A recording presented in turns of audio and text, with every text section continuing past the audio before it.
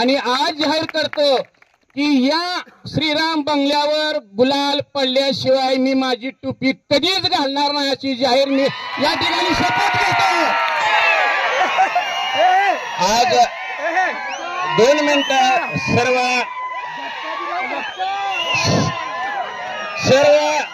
बाहुंवर प्रेम करणाऱ्या 2 मिनिट ऐका, सर्व बाहुंवर प्रेम करणाऱ्या बहादर कार्यकर्त्यांनो, प्रथमतः मी तुमचं अंतःकरणपूर्वक आभार मानतोय। ही निवडणूक झाली, ही आपल्या विचाराची लढाई होती, तुमच्या सर्वांचं भाऊंला सहकार्य होतं।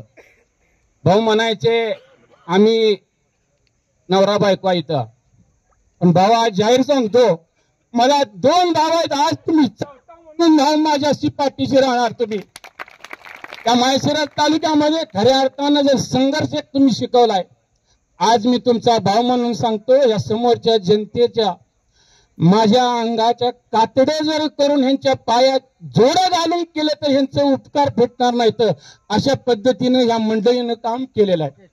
मी याच ठिकाणी फक्त या व्यासपीठावर सांगतो, आज या श्रीराम बंगल्याच्या समोरची जी हिरवळ आहे, ही हिरवळ माणसानं पांढरी झालेली आहे।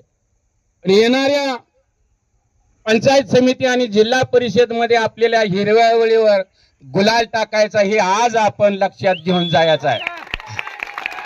भाऊ तुम्ही ऊसतोड कामगाराचा मुलगा म्हणून या तालुक्यात राहायचं नाही।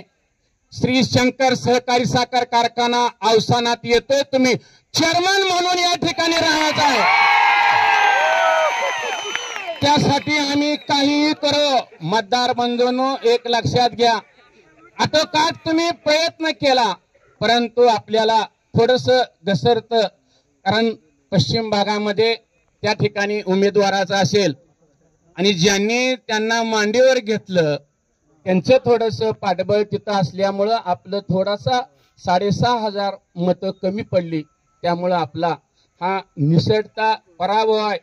पण मी या ठिकाणी पराभव म्हणत नाही, ही तुमच्या जी खरं भाऊंच्या पाठीशी जी पाठबळ उभा राहिलंय ते भाऊ शिदोरी म्हणून घेणार।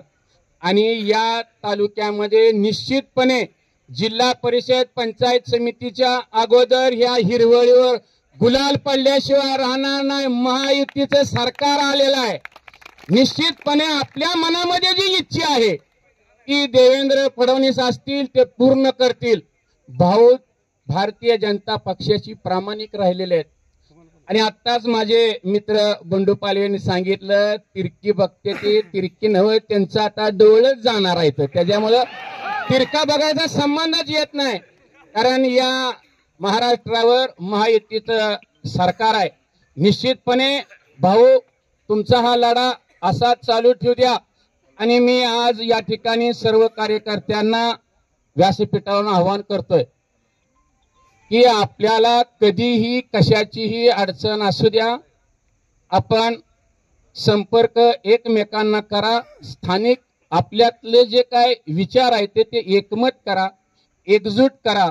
आणि येणारा काळ जो आहे हा निश्चित आपला आहे।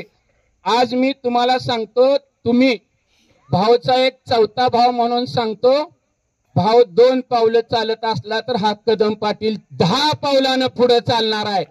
आणि आज जाहीर करतो की या श्रीराम बंगल्यावर गुलाल पडल्याशिवाय मी माझी टोपी कधीच घालणार नाही अशी जाहीर मी या ठिकाणी शपथ घेतो। आजपासून मी माझ्या डोक्याला टोपी घालणार नाही, कारण या टोपीमुळे माझी ओळख आहे, परंतु मी ओळख विसरून माझ्या लाडक्या भावासाठी मी हा निर्णय घेतलेला आहे। सर्वांनी एक मनाची खुणगाठ बांधून रामबा सातपुते तुम आगे बढ़ो, हम तुम्हारे साथ हैं। रामबा सातपुते तुम आगे बढ़ो, हम तुम्हारे साथ हैं। लवकरच तुम्ही या माळशिरस तालुक्याचं प्रतिनिधित्व करणार अशी आशा व्यक्त करतो आणि या ठिकाणी थांबतो।